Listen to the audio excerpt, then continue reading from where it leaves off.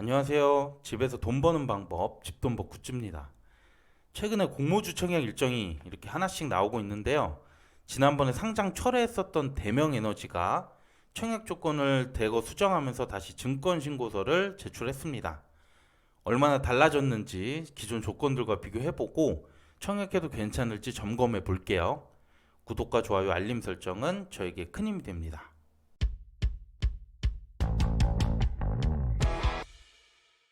먼저 청약 일정인데요. 아직 기간은 많이 남았습니다. 5월 1주차에 청약을 진행하는데 아쉽게도 이때 원스토어와 청약 일정이 겹쳤어요. 좀 안 겹치게 4월 말에 했으면 좋을 것 같은데 굳이 이렇게 일정을 잡았네요. 그리고 청약하고 이렇게 어린이날이 껴있기 때문에 환불까지 총 5일이 소요됩니다.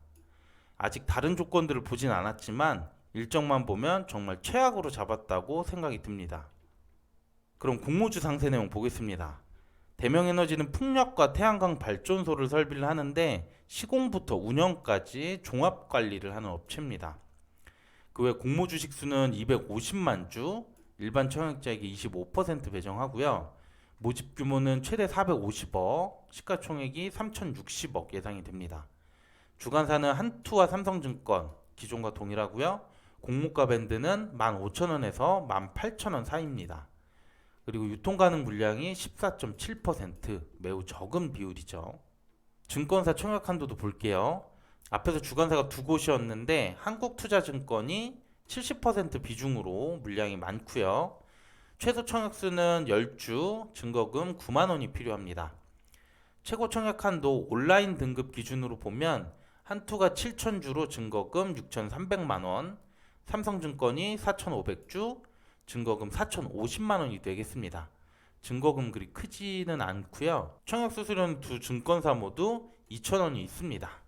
참고해 주세요. 자, 그러면 지금부터 청약 조건이 어떻게 변경됐는지 기존 내용과 비교해 보도록 할게요. 먼저 전체적으로 비교를 해보면 모집 수가 많이 줄었습니다.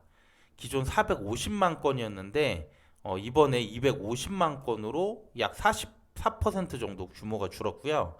금액으로 보면 최대 1,300억에서 450억으로 많이 줄었어요. 또 가장 문제로 봤었던 게 구주 매출이었는데 기존 38.4%에서 절반가량 줄인 20%로 역시 많이 줄었습니다.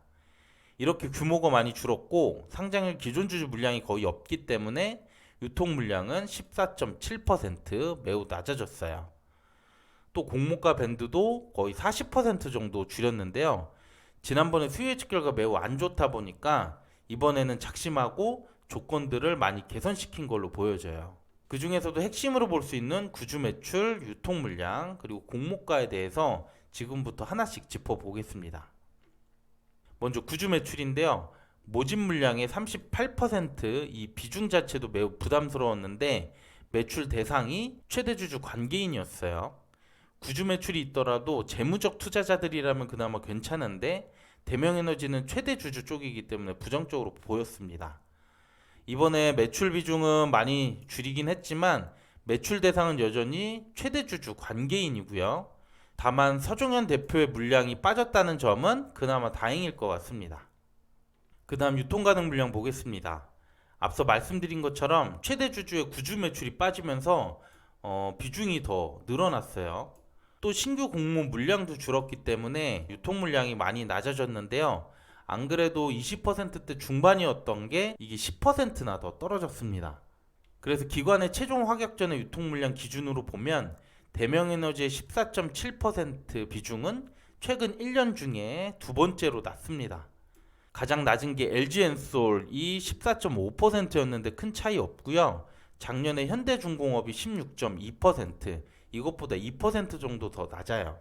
이렇게 대형 IPO와 거의 유사한 수준이기 때문에 대명에너지 유통 물량은 가장 큰 장점으로 보입니다. 네, 마지막으로 공모가 적정성 보겠습니다.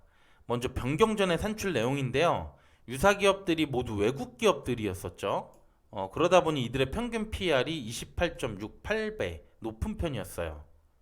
또 여기서 EV EBITDA까지 산출을 해서 적용을 해줍니다. 그래서 이렇게 나온 주당 평가액이 두 개가 나오고요. 이 둘의 평균을 적용을 하는데요. EB에비따를 추가하면서 공모가가 많이 높아진 걸 볼 수 있습니다. 그리고 평균적인 할인율을 적용을 해주는데 결국 공모가가 고평가됐다는 비판을 면치 못했어요. 이번에 변경된 내용을 보면 역시 유사기업의 PER을 산출해 주는데요. 평균 PER이 22.18배, 지난번 PER이 28.68배였으니까 많이 낮아졌죠.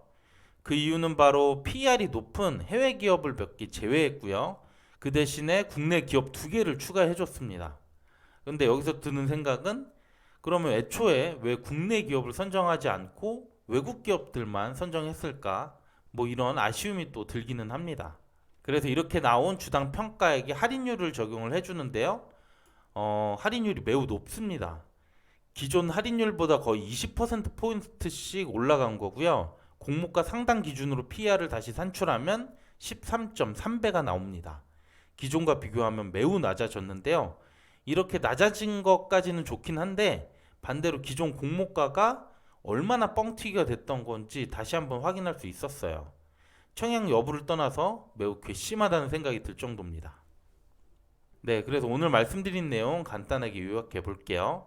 먼저 장점으로는 구주 매출이 대폭 축소가 됐죠. 이제는 20% 정도 되고요. 유통 가능 물량은 14.7%, 지난번 LG엔솔 다음으로 낮은 비중이라고 볼 수 있고요. 기존 공모가 밴드보다 약 40% 할인됐기 때문에 공모가 매력도가 많이 높아졌습니다. 반면에 단점도 있습니다. 우선 일정인데요. 원스토어와 청약 일정이 겹치면서 자금 활용이 어렵게 됐죠. 또 청약 증거금 환불이 5일이 소요된다는 점도 역시 부담스럽게 느껴집니다. 마지막으로 모집 규모가 축소됐고 주간사의 최고 한도가 매우 낮습니다. 그래서 종합적으로 봤을 때 조건들은 많이 좋아지긴 했지만 이번 청약도 그렇게 먹을 게 딱히 많지는 않다, 이렇게 볼 수 있을 것 같습니다. 네, 오늘 준비한 내용은 여기까지고요. 다른 대형 IPO들 포함해서 아직 청약 일정은 많이 남아 있어요. 하지만 5월은 공모주가 많이 나올 걸로 보고 있기 때문에 4월에 미리 여유 있게 점검해 두시면 좋을 것 같습니다. 네, 오늘도 괜찮았다면 구독과 좋아요, 알림 설정 부탁드릴게요. 감사합니다.